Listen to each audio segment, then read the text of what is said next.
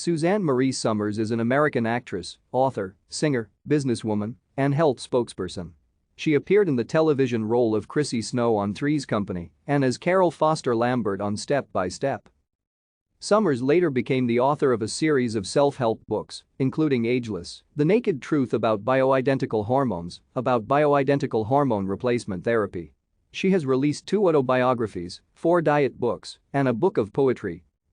Somers has been criticized for her views on some medical subjects and her advocacy of the Wiley Protocol, which has been labeled as scientifically unproven and dangerous.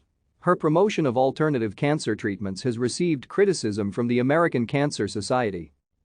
Born Suzanne Marie Mahoney in San Bruno, California, Somers was the third of 4 children in an Irish-American Catholic family.